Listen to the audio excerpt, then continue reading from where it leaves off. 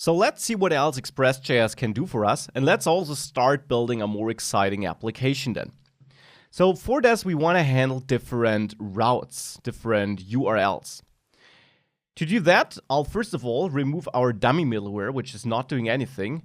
And this second one should only trigger for requests that go to just/nothing. Now, how can we filter for such requests? Well, I mentioned that the use function here has multiple versions. You can see that here, 4 overloads. So we basically have 4 different or 5 different ways of using that function. You can see a great explanation in the official docs in the end. On expressjs.com, there I'm in the API reference for the version we're using here, the latest version.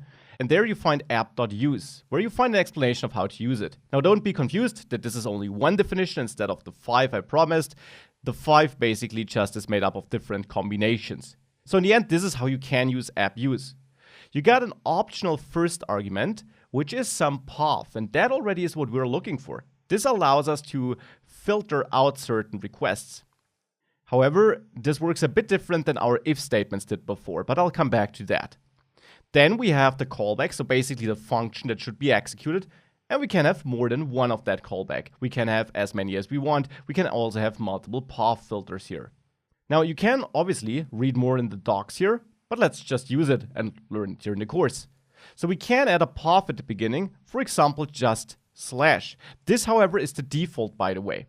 And now we would handle this for just visiting /, right? If I reload, we still see hello from Express. Now what happens if I, for example, enter /add product? We still see hello from Express, and we still see I'm in another middleware.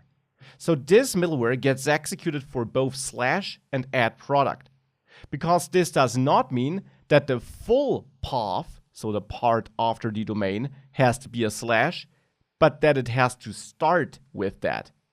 Now, of course, every route starts with just a /, and then we have different other criteria.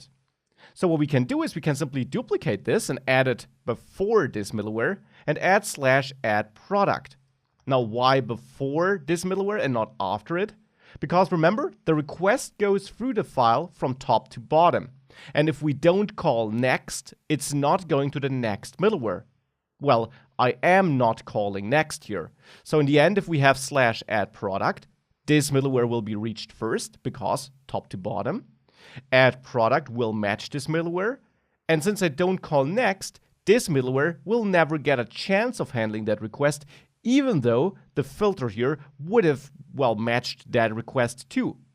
So here, if I just add the add product page like this, and I save this, you will see that on /add product, we see the add product page, and on any other path, including random stuff or just /nothing, you see hello from Express.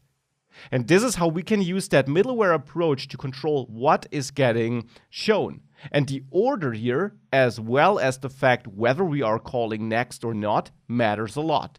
By the way, if you're sending a response, this is a good indication that you never want to call next too, because you don't want to execute any other response-related code. Just as before with vanilla Node.js, you don't want to send more than one response. This won't work and will result in an error. So this is the code we can use here. This is the code that allows us to route our requests into different middleware. And if we have a middleware that should be applied to all requests, we would simply add it on top of all the other middlewares and then add it like this. If we don't add a filter or a filter that matches all requests it should match, then this middleware will always run first. And if we call the next function, well, then of course the request will also be able to continue.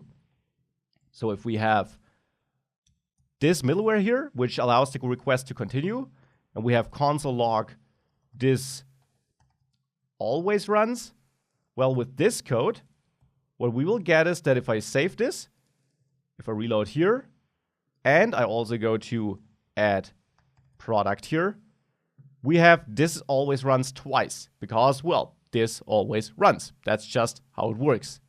So this is how the middleware works and how you can work with it to funnel your request into the right place.